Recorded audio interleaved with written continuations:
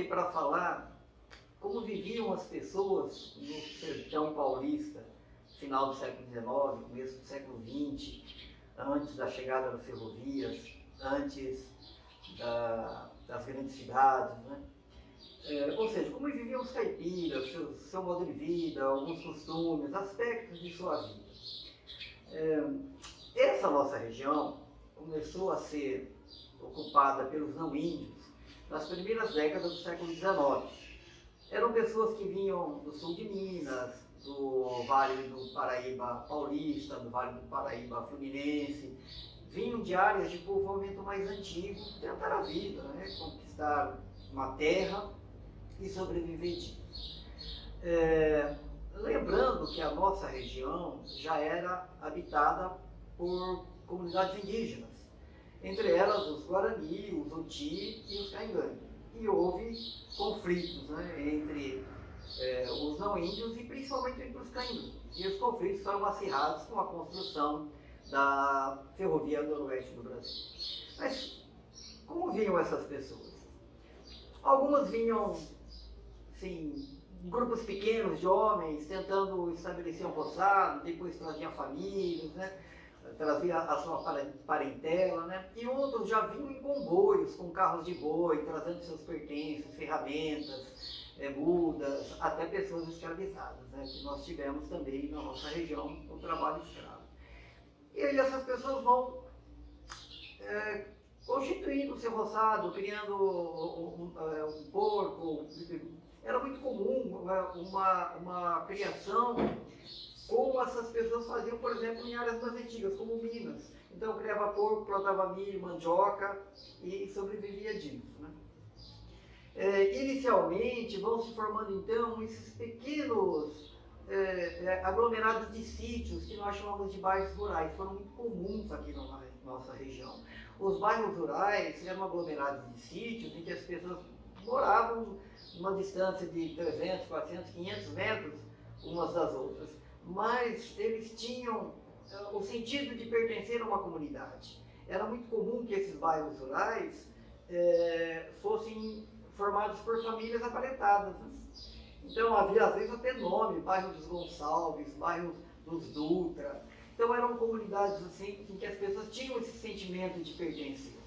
E vão construindo suas casas. No final do século XIX, veio morar na nossa região uma mulher chamada Florisa Ferraz da Silveira Correia. E a história dessa mulher é muito interessante, porque quando ela estava já com idade bastante adiantada, ela escreveu suas memórias. E eu vou ler para vocês um trecho, ela descrevendo a casa, a primeira casa que eles tiveram aqui, e que eles moraram, então, aqui já no final do século XIX. É assim a descrição dela. A casa era muito pequena e baixa. As paredes, um tanto velhas e estragadas, eram feitas de barrote com casca de coqueiro. E somente a salinha de jantar era forrada de pano de estopa já bastante apodrecido pelas goteiras, e cheio de buracos por onde vazavam cacos de telha e até ratos, os quais estavam de correria pelo telhado, tanto de dia como de noite. E tudo muito preto da fumaça que subia da cozinha, que era na parte ainda mais baixa da casa. Água não havia dentro e a luz era de querosene. Então, essa é a descrição da casa da Florisa. Mas quais eram as outras casas? Nós temos algumas fotos, como essa que vocês estão vendo. Essa foto foi tirada pela Comissão Geográfica e Geológica, que andou na região em 1905. Repare que é uma casa de pau a pique, né, barreado, com umas ripas, né, uma parte de madeira e completada com barro. Essa outra já é uma casa de alvenaria. Essa foto também é tirada pela Comissão Geográfica, já é um pouco melhor, né, melhor organizado o espaço, já é uma casa com uma construção melhor, o próprio telhado, né. Aí vocês estão vendo, por exemplo, essa outra, que é a casa de uma mulher liberta. Ela havia sido escravizada e no momento em que essa foto foi tirada ela já era liberta, chamava Laureana. E repare a construção da casa, o tipo de telhado, uma casa também de pau a pique. Agora, outras casas tinham a parte de baixo de alvenaria, como vocês estão vendo, e a parte de cima era de madeira. Normalmente a parte de baixo era de porão para guardar, por exemplo, ferramentas, para guardar sacos com a produção, e às vezes até uma criação ou outra, né? E havia também aqueles que moravam em colônias de fazenda, como essa que vocês estão vendo nessa foto do Arquivo do Estado, uma colônia com um conjunto de casas, normalmente casas iguais, né, em que as pessoas moravam ali e trabalhavam nas colônias. Nós tivemos várias colônias aqui na região. Bom, eu havia dito que começam a se formar aqui os bairros rurais, né? Esses bairros rurais, então, eram aglomerados de sítios, e alguns evoluíram e se tornaram vilas e depois cidades. Então, nós tivemos aqui na nossa região alguns desse tipo. Por exemplo, Bauru foi um bairro rural, Agudos foi um bairro rural, Lençóis foi um bairro rural, e eles acabaram tendo uma vitalidade econômica e se desenvolveram. E outros, no entanto, outros viraram distritos e ficaram como distritos. Por exemplo, como Corredeira, e vocês estão vendo aí uma casa e algumas fotos de Corredeira, inclusive a foto, essa de preto e branco, foi tirada pela comissão de 1905. E essa seguinte é uma foto já colorida, recente, e eu quero crer que seja a mesma casa com alguma modificação, uma outra adequação, mas esse é o bairro da Corredeira, que hoje é um distrito, né? Distrito de Pirajuí. Essa também é uma rua de Corredeira, e essa é a igreja de São Benedito de Corredeira. Também outro bairro que sobrevive como distrito é São Vicente, e vocês estão vendo aí na foto São Vicente, e outros como Floresta, né? E outros por aí. Outros bairros, no entanto, simplesmente desapareceram. Por exemplo, Tapera Queimada, Tupá, o Espírito Santo da Fortaleza, que chegou inclusive a ter o status de vila, mas que hoje desapareceu, né? Depois se tornou Piatã e hoje desapareceu. Então esses bairros tiveram esse destino. Alguns evoluíram, se tornaram cidades, outros simplesmente desapareceram. Uma outra coisa que a gente tem que ter em mente é que a maior parte da população vivia no entorno rural, nesses bairros rurais. Os núcleos urbanos, eles eram muito pequenos, então havia um núcleo urbano onde as pessoas iam satisfazer suas necessidades religiosas, necessidades de compra, necessidades de fazer um registro de nascimento ou de casamento, né? Mas a maior parte da população vive no entorno rural. E provavelmente, quando eles fossem à vila, ao núcleo urbano, a expressão fosse essa: vamos à vila. Vamos à vila. Aí vem de fim de semana, faz as compras, faz as necessidades e volta para sua casa no meio rural. Então os núcleos urbanos eram muito pequenos, né? E as dificuldades da vida eram de toda espécie, né? Dificuldades religiosas, porque a população vivia disseminada neste vasto sertão e às vezes não havia padre, e um ou outro padre que vai fazer um serviço religioso, por exemplo, no dia 15 de outubro, no dia 13 de outubro de 1858, o padre Salvador Ribeiro dos Santos Melo, vindo de Botucatu, que já era uma vila, né? Botucatu já era uma vila, ele batizou 13 crianças na Capela do Espírito Santo da Fortaleza, essa que eu acabei de dizer que desapareceu. Aí, essas crianças tinham idades variando entre 15 dias a um ano, para vocês terem uma ideia de que não é sempre que aparecia padre, né? Então, quando o padre chegava, às vezes a criança tinha meses, né? Às vezes até anos, né? E entre as crianças que ele batizou, havia duas filhas de escravos, né? Nesse momento ainda nós temos a escravidão no Brasil. Aí isso foi no dia 13, no dia 15 o padre batizou outra criança e saiu de Fortaleza. Aí ele foi em direção a Lençóis. Aí em Lençóis ele batizou mais 19 crianças entre os dias 15 e 16 e aí retornou para Botucatu. E assim os padres faziam. Eles entravam nesse sertão, atendendo às necessidades espirituais das pessoas, realizando cerimônias, e depois voltava para a vila onde ele estava estabelecido. Então, uma dificuldade era essa, né? A ausência de serviços religiosos. Outra dificuldade é a ausência de médicos, né? Então, recursos médicos muito precários. Então, do que viviam as pessoas quando elas necessitavam de um atendimento, digamos assim, médico? Benzedeiras, curandeiros, que havia muitos por aí, né? Outra dificuldade é dificuldade educacional. Não tem professor, não tem escola. Às vezes até no núcleo urbano não acontecia. O governo da província, depois do estado, né, chegava até a criar uma escola de primeiras letras do sexo masculino ou uma escola de primeiras letras do sexo feminino. Criava a escola, mas não tinha professor. Então a escola estava criada, e quando a gente fala escola, é importante salientar que não há um prédio. Quando se fala escola, é um espaço improvisado, um barracão na fazenda, uma casa alugada, uma sala que o padre cedeu ali na igreja. Não há bancos escolares, não há lousa, não há cadernos, não há mapas na parede. É tudo improvisado. Então, quando nós falamos em escolas no século XIX, no período imperial, a criação de escolas não significa ter um prédio.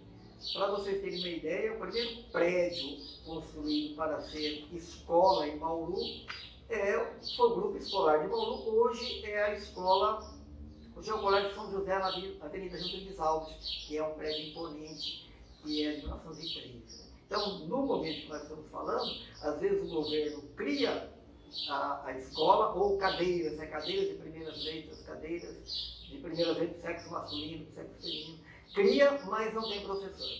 E era difícil o professor se dispor a vir de um núcleo mais desenvolvido, São Paulo, Campinas, Sorocaba, e vir para esse sertão aqui, né? Então, não tem escola. E nós temos, assim, cartas de autoridades, às vezes o padre, vereadores, escrevendo para o governo da província, falando da dificuldade que é, porque a mocidade precisa ter uma educação e não tem professor, que o governo da província tem que tomar uma atitude, mas a atitude não era muito, não tinha muito o que fazer, faltava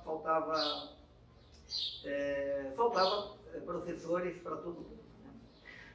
Em alguns aspectos da vida. Eu volto aqui a recorrer a Florisa, a um trecho do diário dela. Ela diz o seguinte: em geral, os caboclos, nossos vizinhos daquele tempo, o quanto tinham de simples, eles tinham de leais e bondosos. Nunca vinham à nossa casa sem trazer-nos na garupa um picuá cheio de presentes, como dúzia de ovos, frutas, queijos, mel de abelhas, etc. Muitas vezes eram convidados a tomar conosco as refeições e não se atrapalhavam.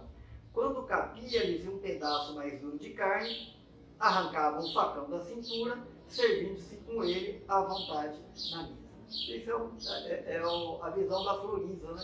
Que ela viveu nessa época, são as lembranças dela. Alguns outros aspectos da vida.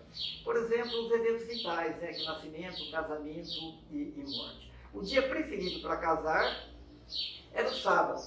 Depois o domingo, também a segunda. Também segunda era um dia bastante procurado. É interessante segunda e talvez a gente tenha uma explicação para isso. E o dia menos procurado é a sexta-feira, e também nós temos uma explicação para isso, né? Os homens, ao se casar, tinham uma idade média, uma idade média de um levantamento que nós fizemos, de 397 casamentos realizados entre 1889 e 1894. A idade média dos homens é de 25 anos, e a idade média das mulheres era bem menor, 18 anos. As moças casavam muito precocemente, muito jovem. Para vocês terem uma ideia, 56% delas casaram com menos de 18 anos. Então era uma vida reprodutiva a partir de 18 anos. Teriam muitos filhos, por toda a vida muitos filhos. E claro, né, as condições de saúde da época, as condições de higiene precárias, muitos morriam muito jovens, né? Muitos morriam, na verdade, crianças, né? O casamento também tinha uma curiosidade, era comum um grau de parentesco entre os dois, por exemplo, tio e sobrinha. Dependendo do grau de parentesco, havia necessidade de pedir autorização para as autoridades religiosas para pedir a dispensa de impedimentos. Normalmente eles conseguiam. Então casavam-se pessoas desse grau de parentesco, e é comum, né, a gente ouvir por aí que os ricos casavam entre si, que era uma maneira de não dividir, né, não dispersar a fortuna. Mas também tem outro motivo. As pessoas vivem isoladas, principalmente as mulheres, né, nesses bairros rurais. Então elas se encontram com quem? Com primos. E aí se encontram com primos e acaba sendo uma opção, né, nesse mercado matrimonial, né, casamento entre primos, entre parentes. Né. Outra coisa é que as famílias eram muito numerosas. Como eu falei para vocês, a moça se casava jovem, 18, 19 anos. Então até 40 ou até mais, tinha muitos filhos durante toda a vida. E uma curiosidade, quais eram os nomes preferidos?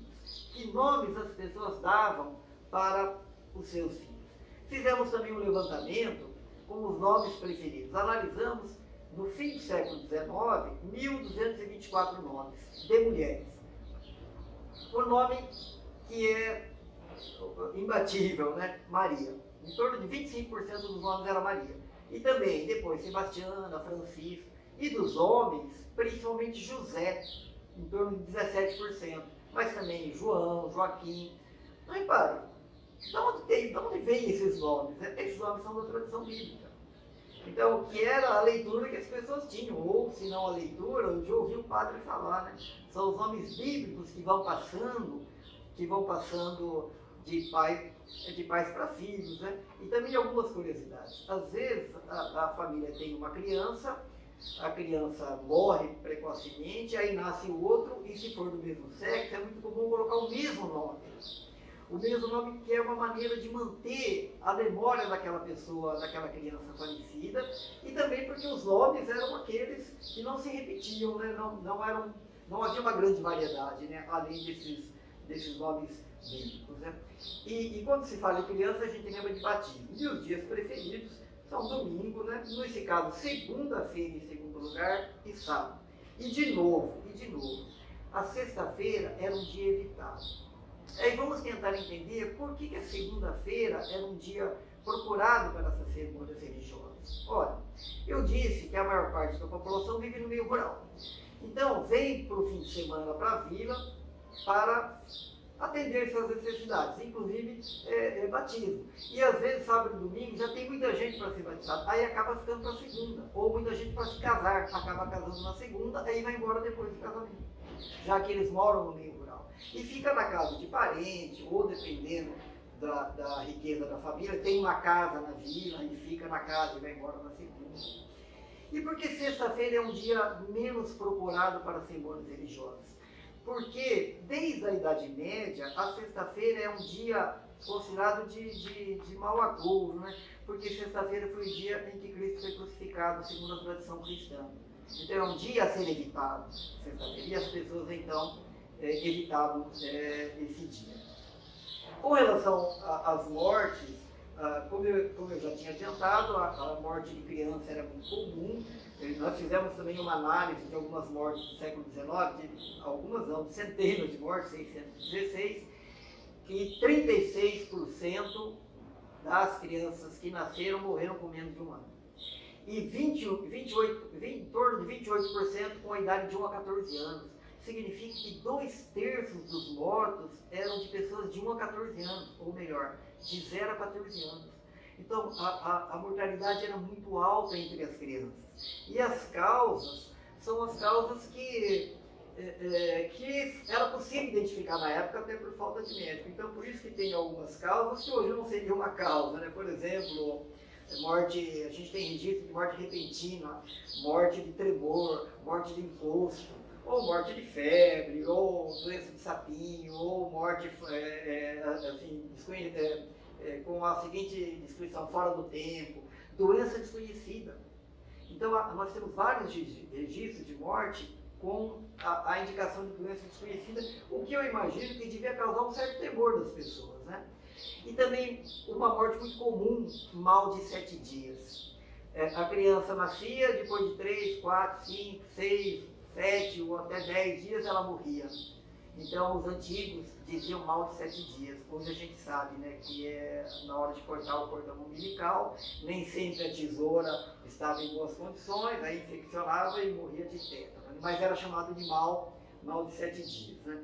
Claro, e havia assassinato, mordedura de cobra, ligado à época, né, que era uma época de violência, época de muito mato, né? Época em que a região está começando a ser ocupada. Né? Por exemplo, veja esses registros aí. Ó. Espírito Santo da Fortaleza, 4 de agosto de 1902. Maria Perpétua da Luz, casada, com 70 anos de idade, falecida de ataque sem assistência médica. Veja aí, não tem médico. Ontem, a 1h da noite, no lugar denominado Ribeirão das Andas, município de Agudos, natural de Minas Gerais. É um exemplo de uma pessoa que veio de Minas. Olha essa outra morte, no dia 14 de outubro de 1891. Nesse caso foi o Manuel, com 3 dias de idade. Mal de 7 dias, é o que está escrito aí. Essa outra, 31 de julho de 1887, José, filho legítimo de Eugênio de Tal e Ana Maria da Conceição, com 2 dias, morreu de doença desconhecida. Filho legítimo significa que os pais são casados de acordo com as tradições da igreja, de acordo com as leis da igreja. E outro aí, 8 de maio de 1986, Gerardina, morreu também de doença desconhecida. E aí, essas pessoas que moravam nesse meio rural, às vezes eram enterradas nos cemitérios do bairro rural. Então havia muitos cemitérios por aí, espalhados por aí, que hoje estão abandonados. Por exemplo, como esse que vocês estão vendo, o cemitério de Itapera Queimada. Repare que os túmulos estão no meio do mato, e tem alguma lápide com inscrição, inclusive, em japonês, porque a gente sabe que ali, nas décadas de 20 e 30, havia uma comunidade de japoneses. Né? E, para terminar, eu gostaria de ler um trecho de um livro de um explorador chamado Cornélio Smith. Esse livro que vocês estão vendo a capa aí, Diário de uma Viagem pelo Sertão de São Paulo, realizada em 1904. Qual que é a história desse sertanista? Ele veio acompanhar um cidadão dos Estados Unidos, chamado Thomas Kant, que queria adquirir uma área aqui na região no oeste, nessa região inexplorada, e trazer colonos lá dos Estados Unidos. Então, por meses eles percorreram, e vocês estão vendo o mapa aí, a área que eles percorreram em todo esse sertão. E é muito interessante porque ele fez um diário e ele vai, inclusive, relatando como que ele é recebido nas casas, ele vai falando dos costumes, é muito interessante. E ele passou por Bauru. E eu leio o trecho em que ele passa por Bauru, no dia 1º de setembro de 1904. Ele diz o seguinte, olha,